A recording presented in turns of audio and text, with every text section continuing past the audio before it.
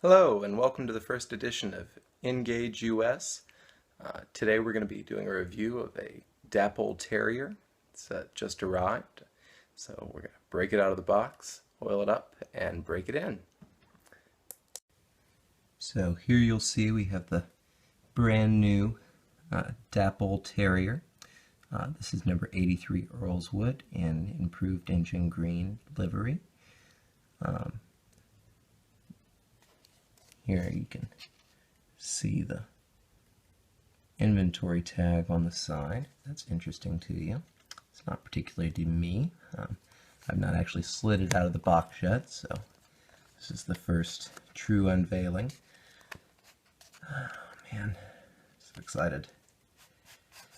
Okay, and I'll be good, and I'll look at the paperwork. I think this is just the warranty, thankfully, which is part of the reason I bought it directly from Dapol. The other reason is that I had a little bit of trouble locating it anywhere else, certainly anywhere where it was less expensive. Yeah, this is just the no quibble warranty, which hopefully I won't have any need of. You can see the box, and here we go, the instructions. Those of you who follow Simon's Shed will recognize some familiar patterning in my approach. He has a phenomenal setup, and I really enjoy his channel, and so I'm going to model my approach after his. I hope he won't mind. Now, here we've got the setup instructions for the oiling, which we're going to take a look at doing here in just a little bit. And I'm going to do on camera for you and hopefully not screw up. Part of the reason I want to do it on camera is that if I do screw it up, somebody will be quick to tell me on YouTube.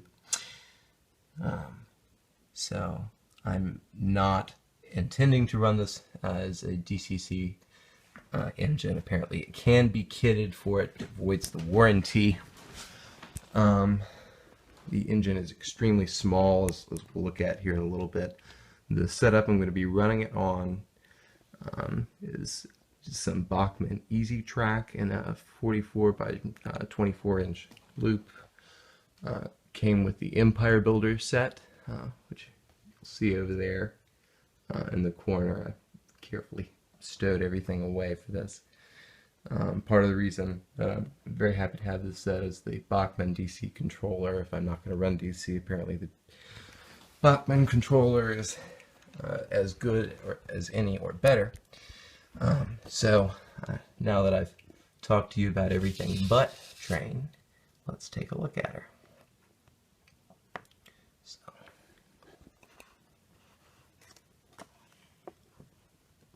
and top just slides off nice and easy. And piece of foam, and pulls out, and our accessories are here. Got some couplers, which we may look at changing. In fact, we will almost certainly look at changing at some point. Maybe not in this video, but almost certainly at some point. And couple of cosmetic pieces in here. It's mostly other couplers.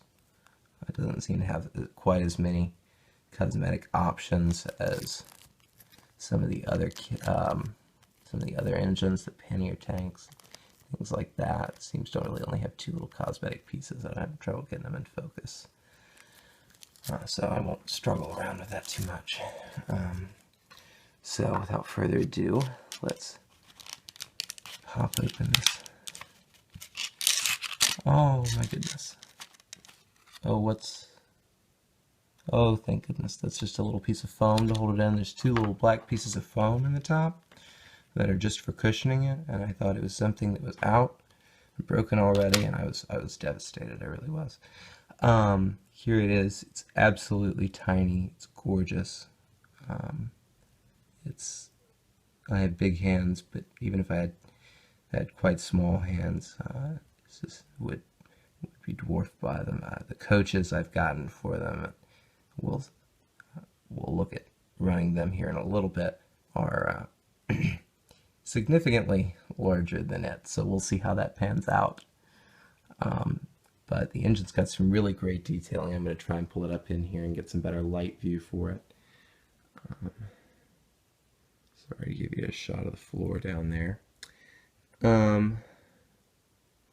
So there we go. You can see the lettering really well there. See if we can get...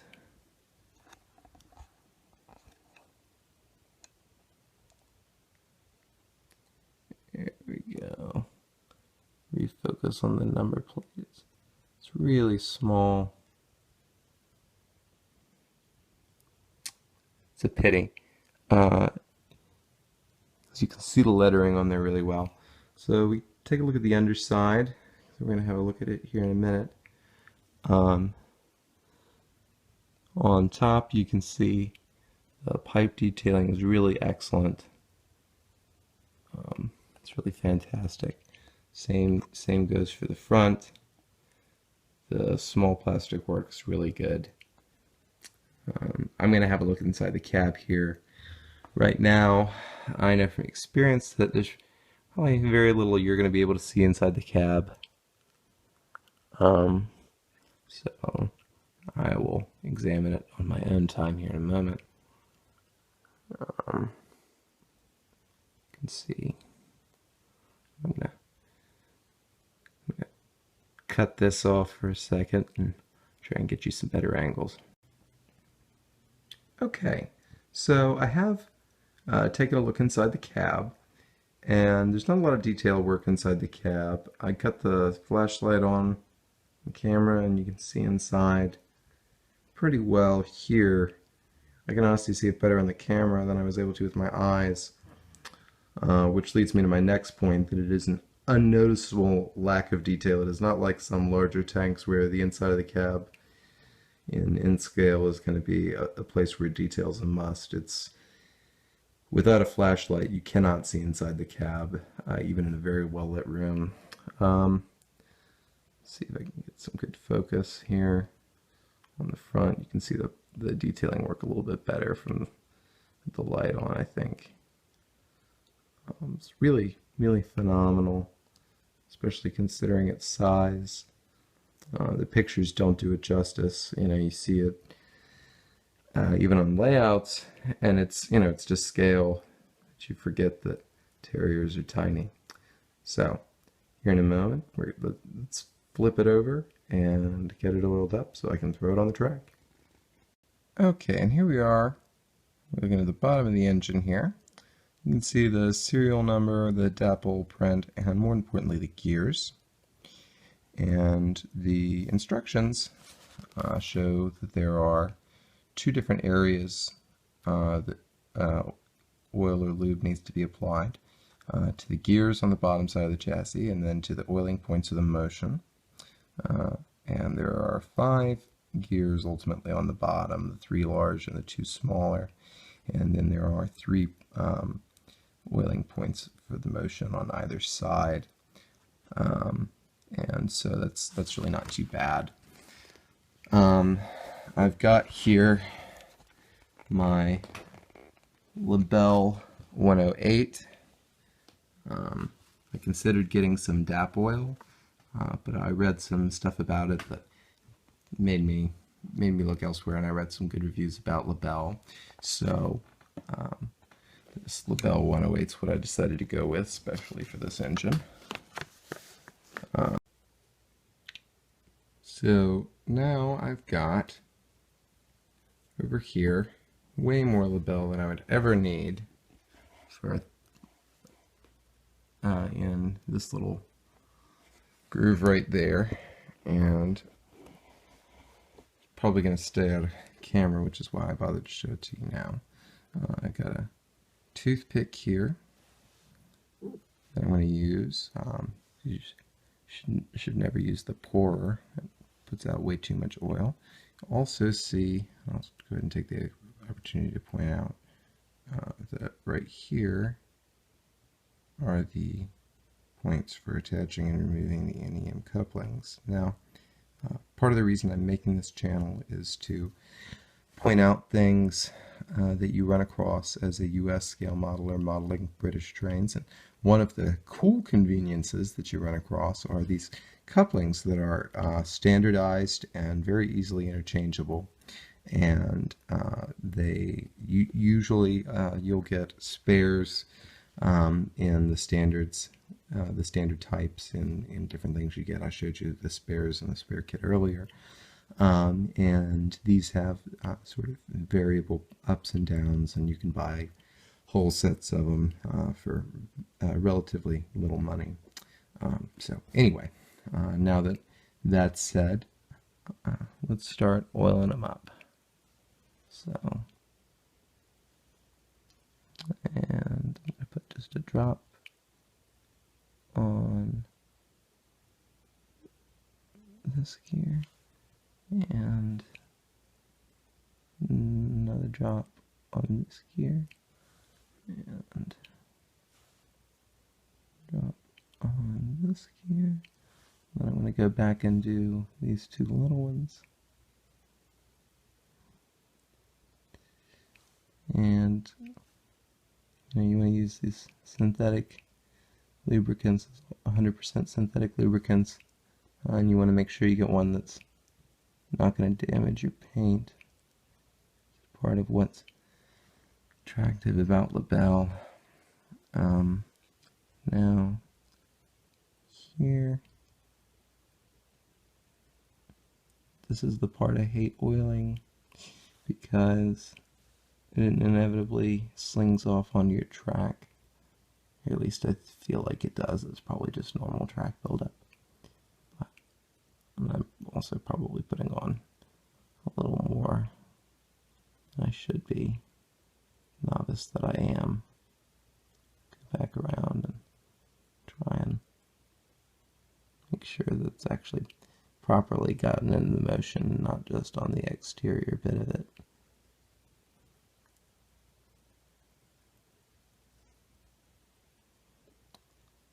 The motion is a very fine piece of metal, so do be careful screwing around down there. Okay, that seems to be all in order. So now we're going to do what we've all been waiting for, and we're going to put it on the track and run it. Okay, so now that we've got everything settled on the track, we should be ready for our very first run. The instructions actually don't mention anything about running it in, but I am going to run it in both directions for about a half an hour. And so without any further ado, let's see what the very first run is going to be like. Oh, and she's off.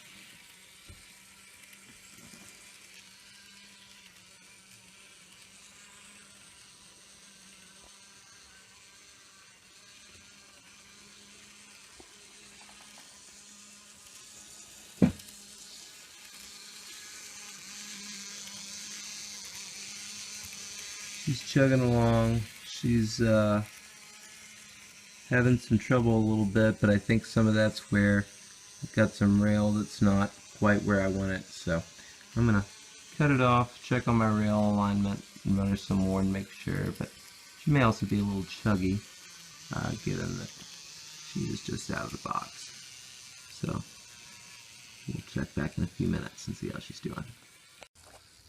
So here she is running around at about scale 20 miles an hour more or less, and you'll see here's the problem area on the track.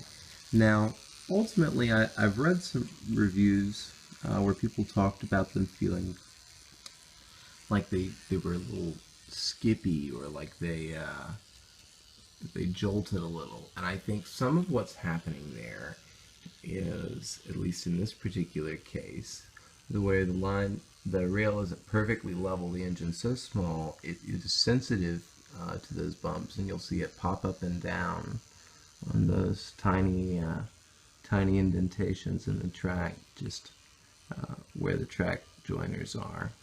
You'll see.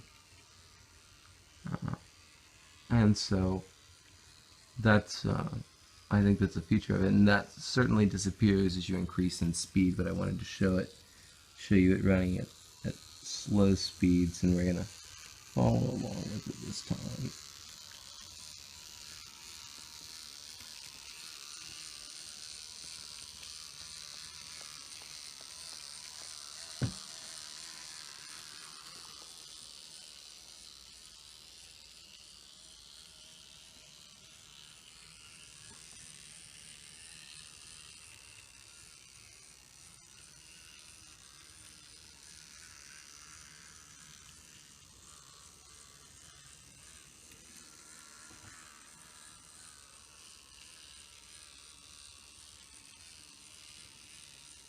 It's hopefully some of the train porn that I've kept you waiting for.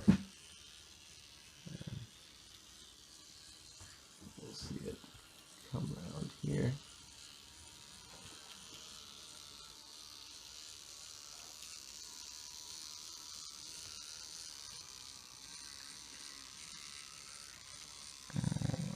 Now we're gonna pick her up in speed a little bit, and she's still not anywhere near fully broken in.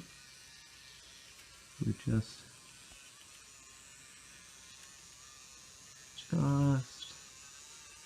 getting a feel for how she runs, and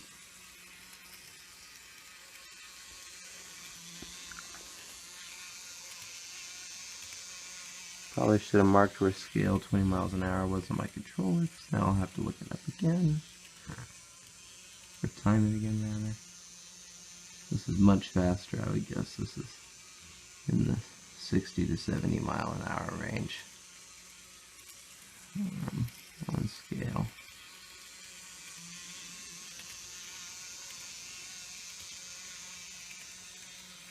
Yeah, it's about 45. No, about 55. Anyway, pretty fast.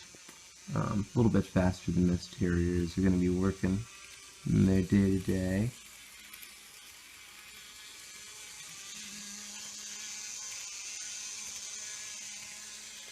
And that's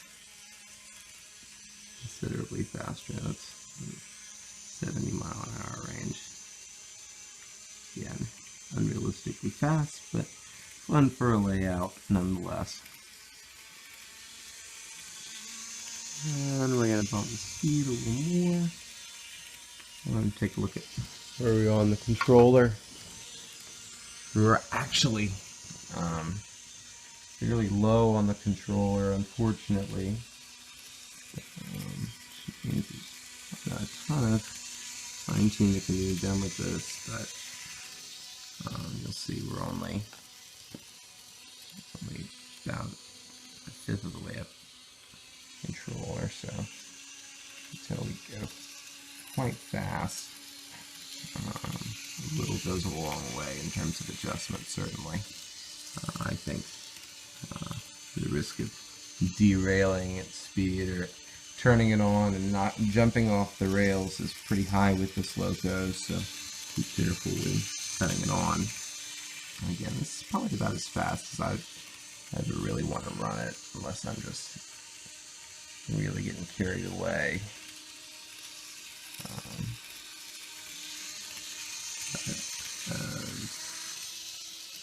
As I said, I'd bump it up a little bit, and that's about as fast as I'm going to put it, because if it derails, I'm going to be devastated. Let's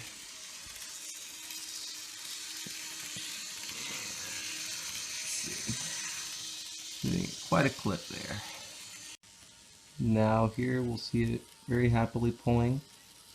Brand new set of the B-set GWR chocolate coaches from Dapol. Chocolate and cream and the shirt button livery. You'll see it's chugging along quite happily with both of those. No trouble at all. And that's going to be about it, and that's a little bit faster than scale, but just for getting it back around to us. And see here, we'll see it running at a nice leisurely speed.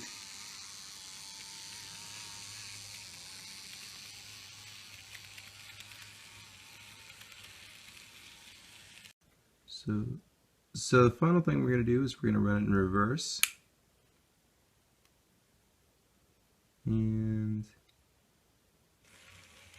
it's actually pretty smooth. It seems to take off almost a little bit better in reverse than it does in forward gear. Maybe it's just my imagination. You'll see her going off nice and smooth there. No. Thanks for watching. Just to recap, very happy in general with the Loco. As far as features that could be improved on future models, you know, there's a little detailing in the cab wouldn't hurt, even though it's basically not visible, if I were being really picky, you know. And the slow speed, the lower speed control isn't quite what I'd like it to be, but it's still fairly good, especially given the size. You know, it's going to be a little touchier than a larger engine. Pulling power is great. It's good in forward and reverse. So very happy with the purchase and very excited for my next one. So until next time.